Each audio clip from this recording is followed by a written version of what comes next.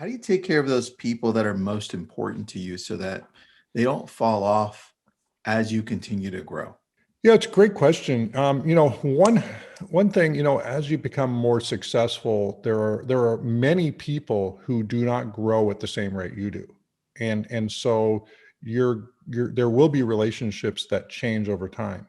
So it's even though they may be important to you, and like I think about my best friend in college. I've tried to stay in touch with him and tried to stay engaged, and he sort of just dropped me off his radar. And it really, which kind of bugged me, because I was like, we were like best friends, we were super tight. And so sometimes things turn over just because two people to some extent need to be in agreement that they're going to be in a relationship, even though some people say it only takes one, and they just need to be persistent as hell. Of course, they're salespeople, right? and then but the but you do, there's some people who don't want to grow, some people who it's more important for them to do their thing that isn't in alignment. But then there's other people who, man, they're kindred spirits. And so you build new relationships, and some you pull all the way through. Obviously, most family, you pull through, and sometimes you have to even, sort of cease relationships with certain family members, because they're, even though they're family, you have to sort of say, hey, is this good for me, and is it good for them? Because I may be super judgmental in a way which, like, why aren't you stepping up? Why aren't you living out your purpose? And that eventually is not actually good for them. If that's not what they want to do, then it probably doesn't make sense for me to sit there and keep on telling them that they've got more potential than they're demonstrating in the world. Very true, man. Very true. All right. So you're growing, your company's growing. Why purchase Success Magazine? So there was a phrase that I heard years ago. It was, I think it was either at a T. Harv Eker Millionaire Mind Intensive, or it was at Sci Seminars Basic or something. So I did some of those personal development workshops, and the phrase that I heard, I think it was at Millionaire Mind Intensive, is that opportunities are never missed; they're simply given to somebody else. And so I did not even know that Success Magazine was for sale. In building relationships, I built a relationship with Stuart Johnson, who was the previous owner of Success Magazine.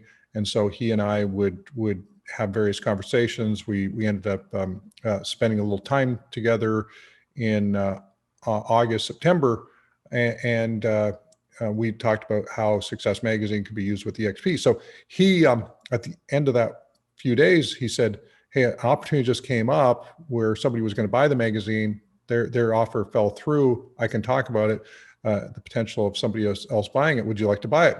I'm like, well, I had no clue it was even for sale. I'm like, wow, thank you for thinking of me. And so I literally went and went to the board, quickly said, hey, there's an opportunity to buy Success Magazine. It was a very half-baked idea for me. And with 4 or 5 days in, somebody else to come back to the table, re-solidified their deal with Success Magazine. And so it was no longer available. But I went through the mental gymnastics for the next, week or so, just saying, what if, and this type of thing, whatever. And I was on the Saturday morning, I think it was early October, first Saturday in October. I'm talking to a gentleman, Brent Gove, and you probably know Brent. He's a monster in EXP Realty. He actually did the Cabo event. So I was talking to Brent Gove on the phone, and I just said to him, hey, Brent, in a year or two, you're probably gonna be on the cover of Success Magazine, and you're just knocking out of the park. You're just, killing it. And then I got a call from Stuart Johnson. So I sent it to voicemail, and then he said, texted me, hey, call me. And so about 30 minutes later, I called him. He says, hey, would you like to buy Success Magazine again? And so I said, okay, Stuart, I'll put this deal together. I didn't know that this opportunity was going to show up again. However, I wired him like $500,000 on Monday, non-refundable, without a full agreement. Like, we didn't even really have an agreement in place. Even though you and I know that, it probably was refundable, but I just said, hey, I'm going to do this non-refundable, $500,000. Just, you're going to sell it to me. Let's get this thing done. And then ultimately, EXP World Holdings ended up owning it. But that's how it all came together. And I still didn't even know what I was going to do with it when I bought it. I just knew that foundationally, personal development is what every salesperson is involved in. In fact, I say that, real estate, or EXP Realty, but you can say it about any real estate company, that real estate companies, EXP Realty is a personal development company that just happens to monetize personal development through the sale of real estate. And so you think about the idea that we're all building ourselves as human beings, and the more effective we become, and most of that's done through some sort of personal development. It doesn't even have to be under the title of personal development, but anytime you're training, being mentored, learning skills, whatever, that's all personal development. So so real estate is a business where it's a personal development business that we monetize through the sale of real estate. So when I think about that, we've been mailing the magazine out to our EXP agents for 2.5 years now, every issue. Oh, wow. So we became the largest single customer of Success Magazine. So that's the other reason why we bought it, is because, we were the biggest customer of the magazine.